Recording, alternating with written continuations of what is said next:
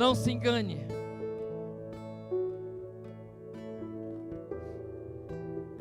Não se engane. Se Deus não tem o controle da tua vida, você não é salvo. Você já pensou nisso? Se Deus não tem o controle da nossa vida, nós não somos salvos.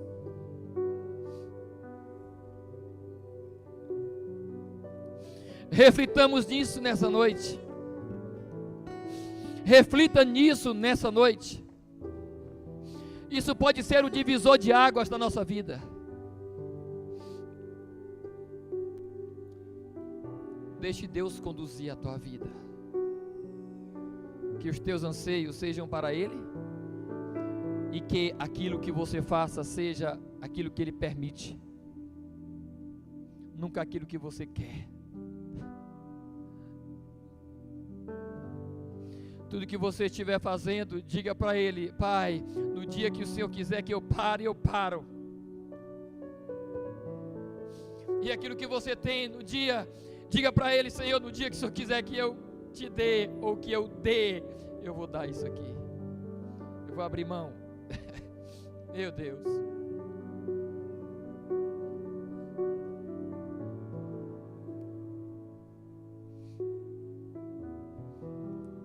Ele não se reservou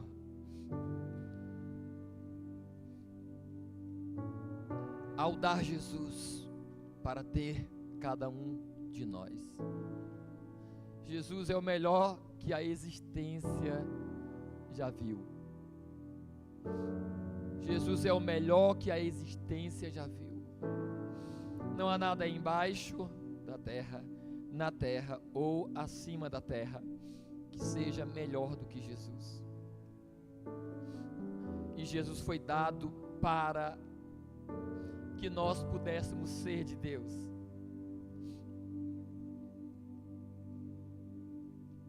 Deixe o Espírito falar. Deixe o Espírito falar ao teu coração.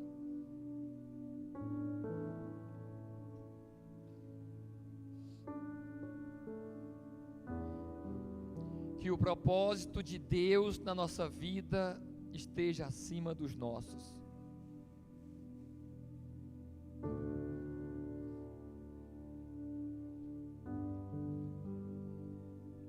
Que o propósito de Deus, que é dele e é celestial, esteja acima dos nossos terrenos e pessoais propósitos. Nós vamos receber uma palavra agora da parte de Deus. Deus falou muito ao meu coração ontem.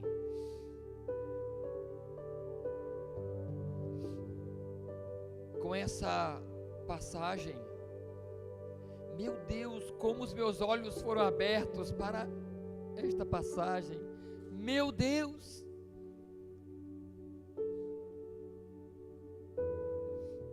É por isso que eu, mais uma vez, bato na tecla. Se apaixone pela Bíblia. Leia e releia, com um coração ardente, cheio de expectativas, como alguém que está procurando ouro em um garimpo. Um garimpeiro, todos os dias ele tem uma expectativa de encontrar ouro ali. Leia a Bíblia assim.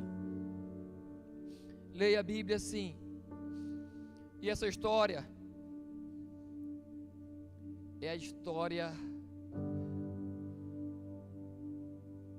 de Jefté e sua filha. Meu Deus, como os meus olhos foram abertos e eu estou queimando aqui por dentro.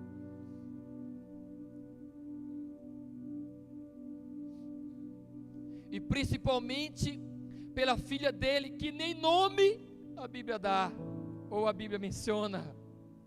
Meu Deus, eu entendi hoje que a filha de Jefté é como Cristo, é como Jesus. Talvez você não conheça a história de Jefté e o que ele fez. Vamos ler. Eu quero que você abra a sua Bíblia em Juízes, capítulo 11. Deixa o Espírito falar o teu coração. Essa mensagem, ela fala de propósito. Abrindo mão dos propósitos terrenos e pessoais em troca dos propósitos divinos e celestiais. Os propósitos de Deus são do céu para nós, não são da terra. Se você tiver de abrir mão de algum propósito aqui na terra, em troca de um propósito celestial, não pense duas vezes. Não pense duas vezes. Troque.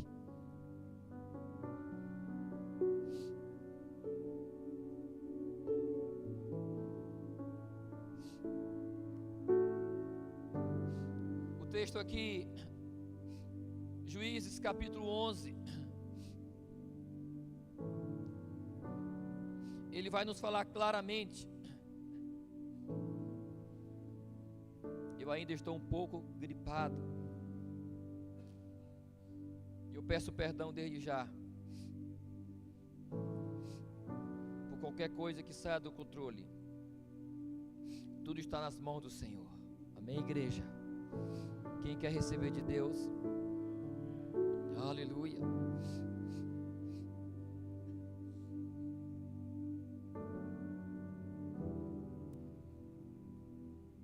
O Espírito Santo está aqui. Eu sinto Ele. Eu sinto Ele. Vamos ler primeiramente, a partir do versículo 1. A partir do versículo 1. Jefté, o gileadita, era um guerreiro valente, filho de Gileade e de uma prostituta. A mulher de Gileade também lhe deu filhos, os quais, quando já estavam grandes, expulsaram Jefté, dizendo: você não vai receber nenhuma herança da nossa família, pois é filho de outra mulher. Então Jefté fugiu dos seus irmãos e se estabeleceu em Tobi. Ali um bando de vadios se uniu a ele e o seguia. Algum tempo depois, quando os amonitas entraram em guerra contra Israel, os chefes de Gileade foram buscar Jefté em Tobi. Venha, disseram, seja o nosso comandante, para que possamos combater os amonitas. Jefté lhes disse: vocês não me odiavam e não me expulsaram da casa do meu pai? Por que me procuram agora, quando estão em dificuldades? Os líderes de Gileade responderam: apesar disso, agora estamos apelando a você. Venha conosco combater os amonitas, e você será o chefe de todos os que vivem em Gileade. Jefté se tornou um homem valente, um guerreiro, e ali o seu povo buscou nele uma liderança forte e corajosa para vencer um exército que os ameaçava, e foram atrás dele. Jefté respondeu: se vocês me levarem de volta para combater os amonitas, e o Senhor os entregar a mim, serei o chefe de vocês? Os líderes de Gileade responderam: o Senhor é nossa testemunha, faremos conforme você diz. Assim, Jefté foi com os líderes de Gileade, e o povo o fez chefe e comandante sobre todos. Ele repetiu diante do Senhor em Mispá todas as palavras que tinha dito. Ponto. Jefté aqui, ele aceita o desafio de liderar o seu povo contra os amonitas. E então ele lidera o seu povo contra os amonitas. Porém, antes de enfrentar os amonitas, ele faz um voto com Deus. ele faz um voto com Deus. Ele pede a Deus a vitória. Ele disse: se o Senhor me der a vitória contra os amonitas, eu farei isso. Ele fez um voto para Deus, em troca da vitória. Em troca da vitória. Só que a vitória não era para ele pessoalmente, era para o povo. Porque o povo estava ameaçado. Porém, vamos ver agora qual foi o voto dele. Versículo 29. Versículo 29. O texto diz: então o Espírito do Senhor veio sobre Jefté. Este atravessou Gileade e Manassés, passou por Mispá de Gileade e daí avançou contra os amonitas.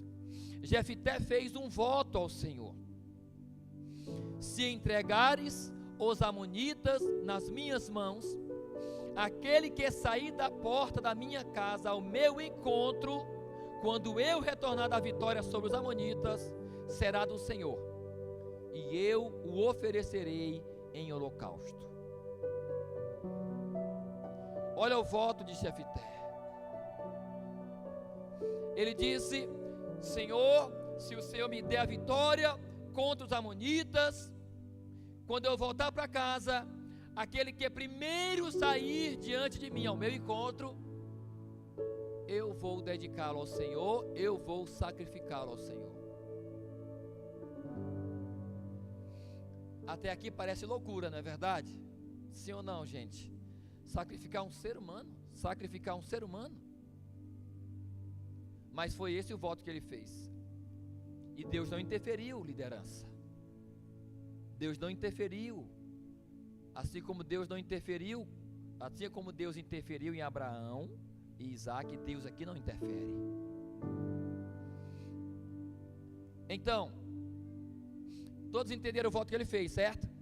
Ele iria lutar contra os amonitas. Se Deus desse a vitória para ele, quando ele voltasse para casa, a primeira pessoa que aparecesse na frente dele, ele daria ao Senhor em sacrifício àquela pessoa. Versículo 32. Então Jefté foi combater os amonitas, e o Senhor os entregou nas mãos dele.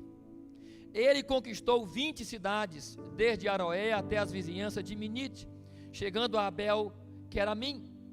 A derrota foi grande. Assim, os amonitas foram subjugados pelos israelitas. Quando Jefté voltou à sua casa em Mispá, a sua filha saiu ao seu encontro, dançando ao som de tamborins. Era ela filha única, já que Jefté não tinha outros filhos.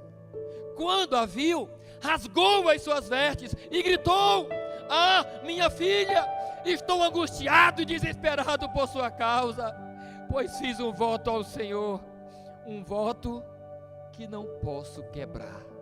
Meu Deus, aqui eu começo a chorar.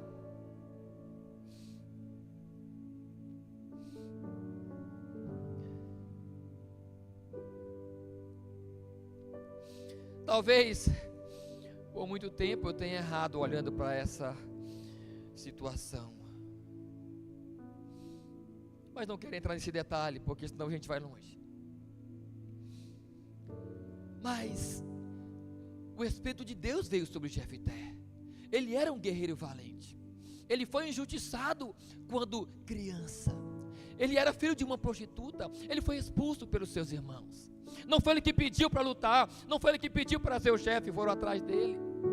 E ainda mais, quando ele vai para a guerra, ele pede a bênção de Deus, e o Espírito de Deus vem sobre ele, e ele faz esse voto. Porém, ele não contava com a pessoa que iria aparecer na frente dele, que seria a sua filha e a sua única filha. Mas o que me chama mais atenção não é o voto de Jefté. O que me chamou mais atenção aqui não foi o voto de Jefté, foi a atitude da filha dele. Porque primeiramente você percebe que era uma jovem, que ela era virgem, ela não era casada, e ela sai para receber o pai dançando com alegria. Ela estava ligada no que o pai estava fazendo, ela soube da vitória do pai, e ela, quando sabe que o seu pai está voltando, ela diz: eu vou receber o meu pai. Ela sai dançando para receber o pai dela, sem saber do voto do pai. Quando a viu, rasgou as suas vestes e gritou: ah, minha filha, estou angustiado e desesperado por sua causa, pois fiz um voto ao Senhor que não posso quebrar. Ela responde: meu pai, a sua palavra foi dada ao Senhor. Meu Deus, meu pai, a sua palavra foi dada ao Senhor. Faça comigo o que prometeu, agora que o Senhor vingou dos seus inimigos, os amonitas. Ela prosseguiu e disse: apenas conceda-me 2 meses para vagar pelas colinas e chorar com as minhas amigas, porque jamais me casarei. Vá, disse ele. Então deixou que ela fosse por 2 meses. Ela e as amigas foram às colinas e choraram, porque jamais se casaria. Passados os 2 meses, ela voltou ao seu pai. Ela poderia ter fugido, ela poderia ter chorado e dito: pai, que loucura é essa? Eu sou sua única filha. Por que o senhor fez esse voto? Por que o senhor não volta atrás? Deus vai entender. Ela não fez isso. Ela disse: pai, o que o senhor falou para Deus está falado. Faça comigo o que o Senhor prometeu.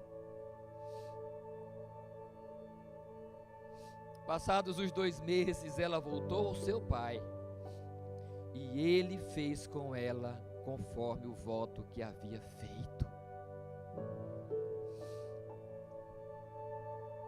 Ele sacrificou a própria filha.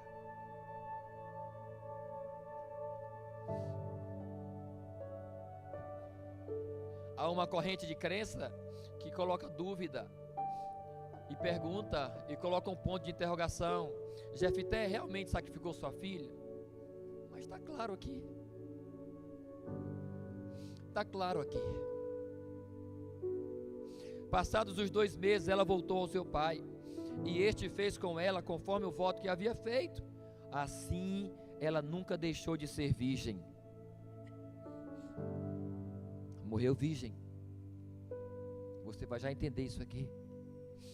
Daí vem o costume em Israel de saírem as moças durante 4 dias, todos os anos, para celebrar a memória da filha de Jefité, o gileadita.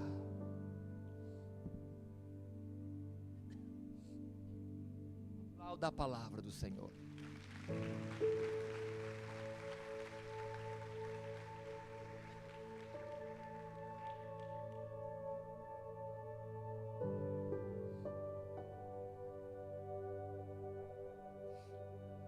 Ao ler isso aqui, você não se lembra de ninguém?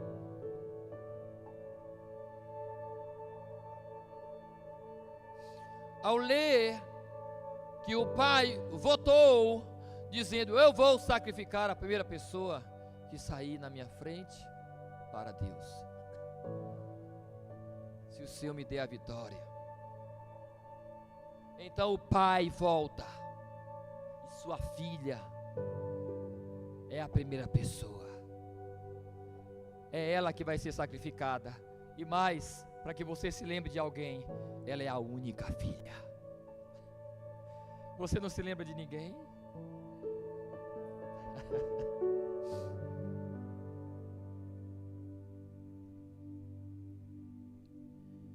Essa moça tipifica Jesus, querido. Jesus, o único filho. Ah, mas sacrificar um ser humano, como é que pode? E Jesus não era humano, não era um homem, e ele não morreu, ele não foi sacrificado. Jesus morreu. Assim como a filha de Jefté morreu. Mas aqui nós tiramos algumas lições para a nossa vida.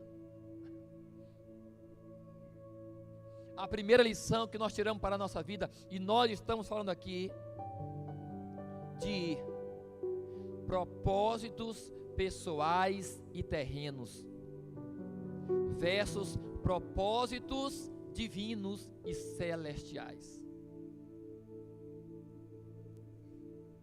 Essa moça tinha o direito de se casar, e ela sonhava em se casar, porque ela disse que jamais se casaria. Ela tinha um propósito: se casar, constituir família, viver a vida que um ser humano tem direito nessa área, de ter filhos. Ela sonhava com isso. Mas a partir do momento que ela sabe do voto que o pai fez através da boca do próprio pai, ela abre mão desse propósito.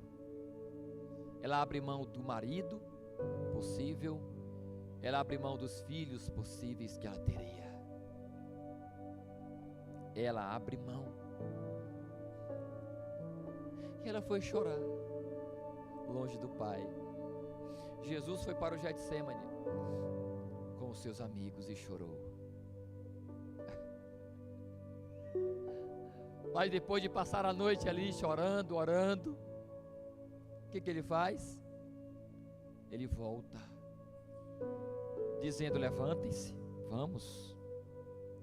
Assim como ela voltou para o pai, para que o propósito fosse cumprido. Então, aqui nós vemos uma moça que estava ligada no que o pai dela estava fazendo, assim como Jesus estava.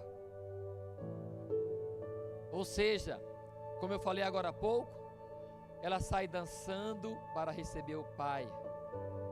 Ela dança, ela se alegra com a vitória do pai. Ela estava ligada. Nós estamos ligados naquilo que o pai está fazendo, naquilo que Deus está fazendo. Nós estamos ligados. Nós nos alegramos com aquilo que Deus Ele está fazendo, com as vitórias de Deus. Ela se alegrou.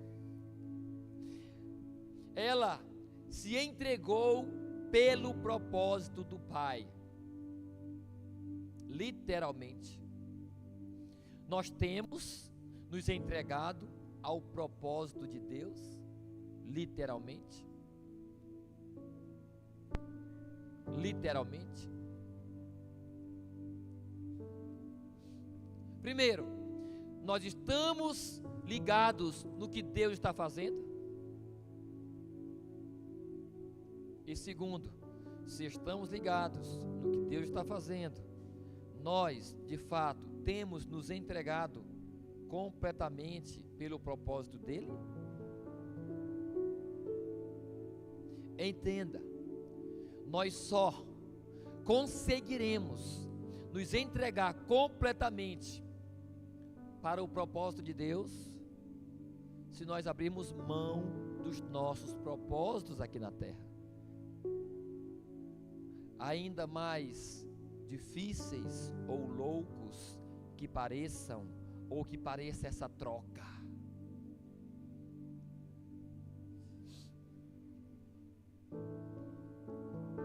Parece loucura o que foi feito aqui, querido, e na verdade é loucura mesmo.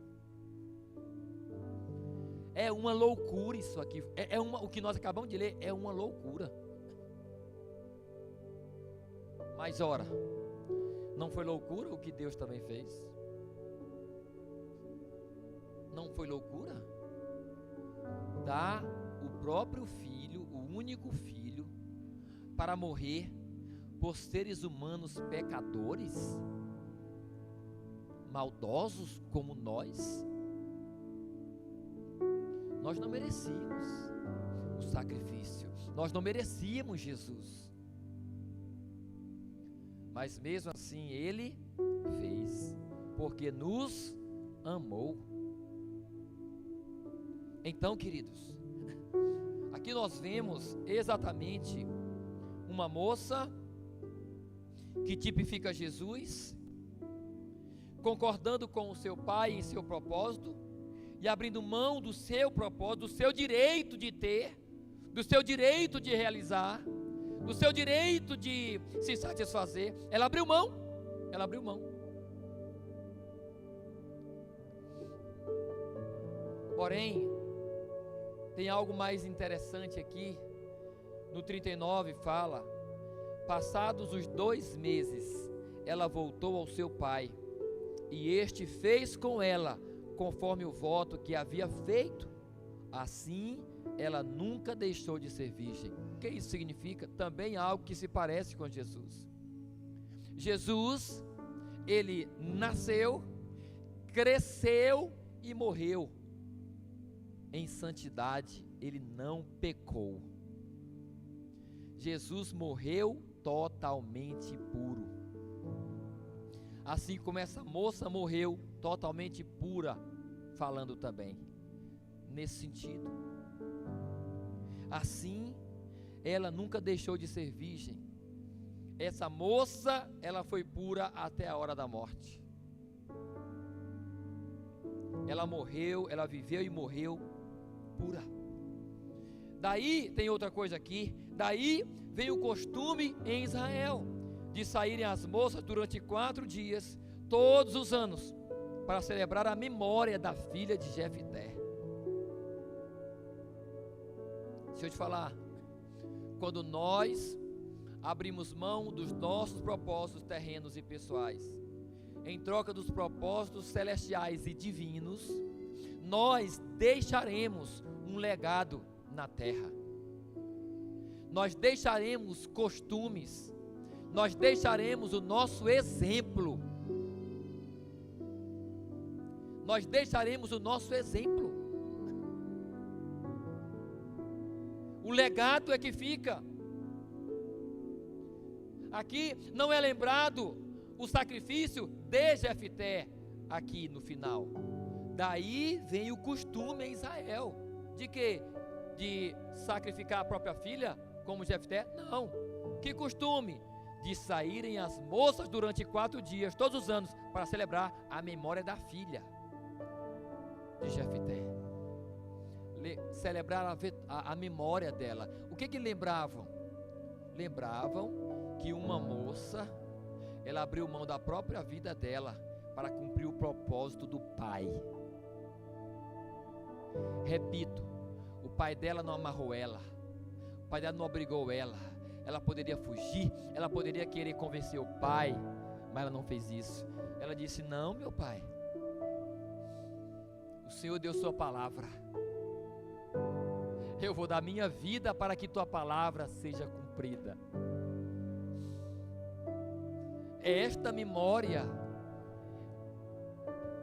que ficou, foi esta memória que ficou, da filha de Jefté, que deu a própria vida, abrindo mão dos seus propósitos e sonhos, para que o propósito do pai pudesse ser cumprido. Que possamos dar também a nossa vida, querido, para que o propósito de Deus seja cumprido na terra. Eu não vim hoje aqui falar de célula. Nós estamos na macrocélula, com a macrocélula aqui. O que é uma macrocélula? O que é macro? É grande. Então aqui nós temos uma grande célula, é a mater célula, é a célula mãe, a Igreja Batista da Promessa. Daqui saíram todas as outras células, e nós estamos reunidos hoje. Glória a Deus, glória a Deus. permaneça. Eu quero que essa palavra queime dentro de você nessa noite. Queime dentro de você nessa noite.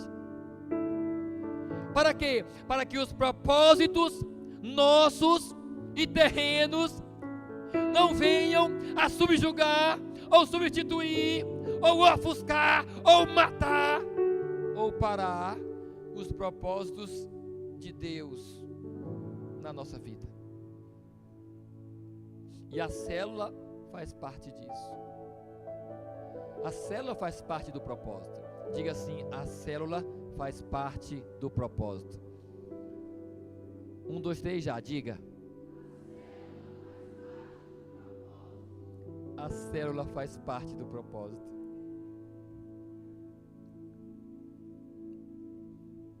Aquela moça queria casar. Porque é o que fica mais em evidência. Olha só, mais uma vez aqui para você entender isso. Ela que diz, é palavra dela.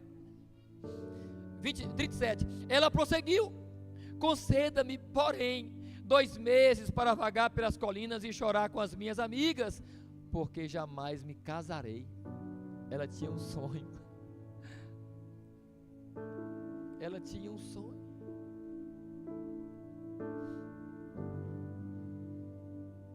E ela não pediu assim: pai, deixa eu casar primeiro.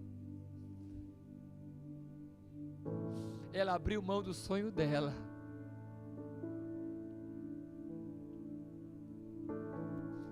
Não permita que nenhum dos teus propósitos pare a célula na tua vida.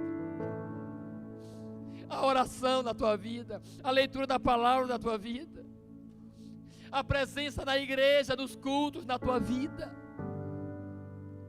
Não permita que nenhum dos teus projetos, desígnios, planos, ofusquem os propósitos de Deus na tua vida. Não permita. Não pare nada que você está fazendo para Deus. Não pare. Ah, pastor, eu não posso mais viver, não posso mais casar, não posso mais construir, não posso mais brincar, não posso mais jogar bola, não estou falando isso. Eu estou falando o quê? Qualquer propósito, qualquer projeto, qualquer plano, que seja qualquer um desses que eu falei, se eles ofuscarem, se eles barrarem o propósito de Deus na tua vida, deixe o propósito terreno pelo divino. Deixe o propósito terreno pelo divino. Paulo trabalhava, ele fazia tendas. Ele trabalhava e ganhava dinheiro, ele negociava.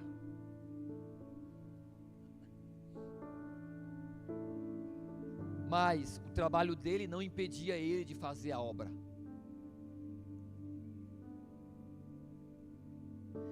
Não coloque o teu trabalho acima da obra de Deus, acima do propósito de Deus. Não coloque. Aí eu me lembro da antiga frase que Deus me deu alguns anos atrás: não trabalhe para não trabalhar para Deus, trabalhe para trabalhar para Deus. Se você nunca ouviu essa frase, Deus me deu ela há muitos anos atrás. Porque às vezes no ativismo nosso pessoal, eu sei, pelos desejos de construir uma casa, de comprar um carro, de ter uma roupa digna, de morar e de viver dignamente, nos lançamos aos trabalhos e arrumamos um trabalho de noite, domingo a domingo de noite, perdendo culto e não sei o que, perdendo célula e tudo mais e tal. Não estou dizendo para você trabalhar de noite não, mas o que eu quero dizer é que se o teu trabalho está te tirando da presença de Deus, abandone esse trabalho. Não trabalhe para não trabalhar para Deus. O teu trabalho está te impedindo de trabalhar para Deus? Abandone. Mas seja sábio. Ajoelhe-se diante de Deus e peça a Deus outro trabalho. Quando Deus te der, saia desse. Não trabalhe para não trabalhar para Deus, trabalhe para trabalhar para Deus. Como é que é assim? Trabalhe para trabalhar para Deus. Tenha um trabalho onde você tenha tempo para buscar a Deus e fazer a obra dele. Tenha um trabalho onde você ganha dinheiro que você pode dizimar e ofertar na obra de Deus. Trabalhe para trabalhar para Deus. Então, para fecharmos,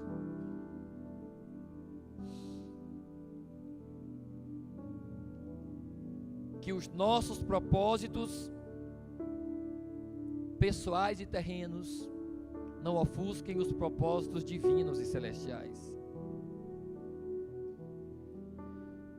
Para fechar, agora há pouco eu estava vindo e me veio um pensamento em meio a esse corre-corre da nossa vida, em meio à nossa dedicação a tantas coisas, e às vezes, por nos dedicarmos a tantas coisas, paramos a obra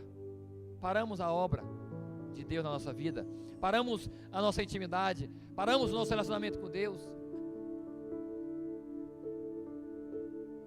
E me veio o pensamento de que o que vamos pensar quando chegarmos no céu, quando nós olharmos e vermos que lá o assunto central e o estilo de vida era só a obra de Deus na terra. O que vale de verdade no céu era aquilo que valia na terra, que Deus nos mandava fazer. O que vamos pensar, rapaz? Era só isso que importava. Era só isso que importava. E eu renunciei tanto, neguei tanto a obra de Deus, eu neguei tanto a oração, eu me neguei tanto à palavra, eu desvalorizei tanto a igreja. Eu poderia ter feito muito mais. E isso vai acontecer. Como assim? Nós vamos chegar no céu e nós vamos ver que o que vale lá. Quem vai chegar no céu, diga aleluia. Nós vamos chegar lá e nós vamos ver que o que vale a pena de verdade é viver para Deus, porque lá viveremos para Ele eternamente. Se viveremos eternamente para Deus e com Deus no céu, por que aqui vamos medir? Por que aqui nós vamos tolir? Por que vamos resumir? Não, entreguemo-nos. Se propósitos pessoais na sua vida estão fazendo com que você não cumpra os propósitos de Deus aqui na terra, querido, abra mão desse propósito. Em nome de Jesus. Quem recebe a palavra? Aplauda o Senhor em nome de Jesus.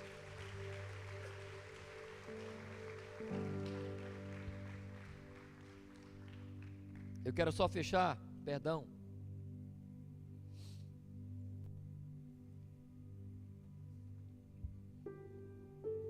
lendo Filipenses 3.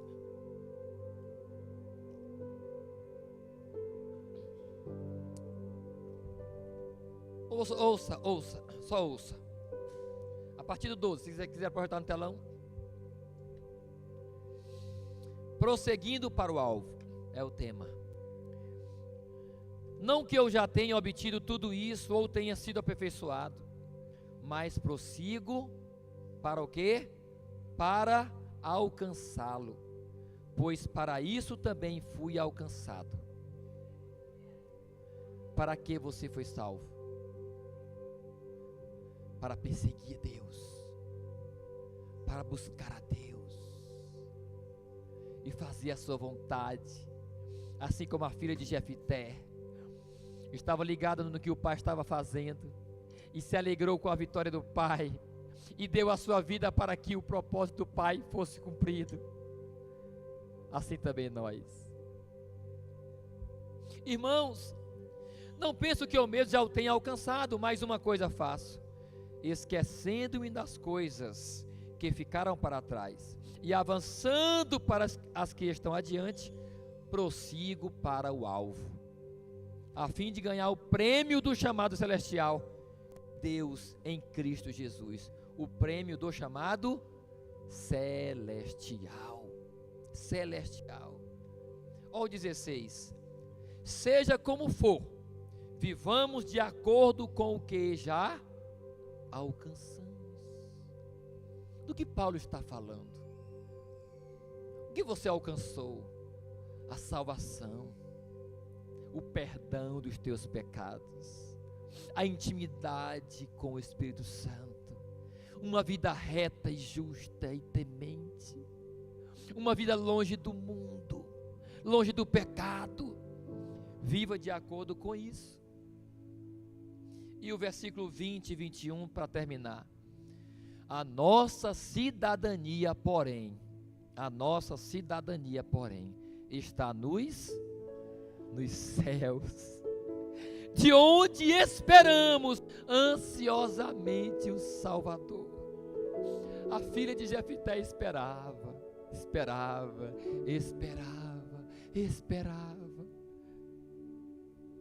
até que o pai chegou. A nossa cidadania, porém, está nos céus, de onde esperamos o Salvador, o Senhor Jesus Cristo, que, pelo poder que o capacita a sujeitar todas as coisas a si, transformará o nosso corpo humilhado, tornando-o semelhante ao seu corpo glorioso. Tem dor no joelho, quebrou a perna e não é mais normal. Você está envelhecendo, os cabelos brancos estão aparecendo, as rugas estão aparecendo. Tem algumas senhorinhas que chegam para mim, aí eu pergunto como que está a irmã, eu abraço ela. Ô pastor, estou cheio de dor aqui, estou cheio de dor acolá. Pastor, eu estou precisando de um exame assim, estou precisando do exame acolá. E às vezes eu fico sem saber o que falar, e na última vez eu disse assim: amém, irmã, é a vida. Eu vou também envelhecer como a senhora, mas saiba de uma coisa: nós partiremos para a glória com um corpo totalmente glorificado, renovado, sem dor e eterno. Ei, esse corpo humilhado, envelhecido, adoecido, derretido como vela, ele vai passar e nós receberemos outro corpo glorificado, glorificado, glorificado. Jesus, ele nos 40 dias que estava aqui na terra, estava com o corpo glorificado. Ele era visto, ele comia, tocavam e sentiam ele, mas ao mesmo tempo ele não precisava abrir a porta fechada para entrar, ele atravessava paredes.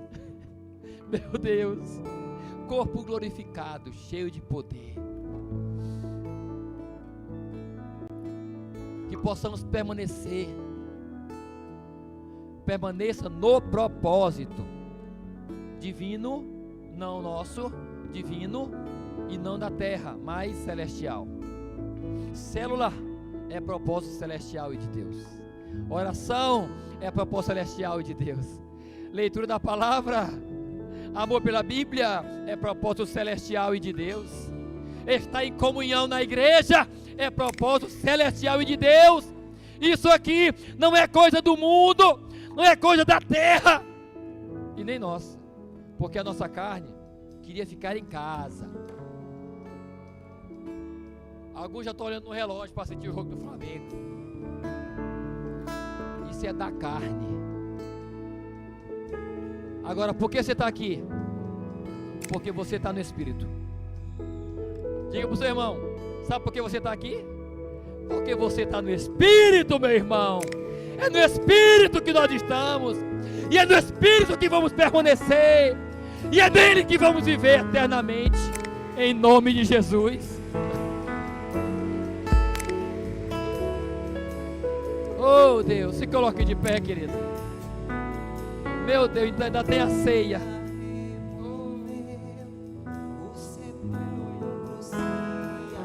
Vamos terminar assim, vamos, em nome de Jesus. Cante com alegria, em nome de Jesus. Oh morte, onde estás?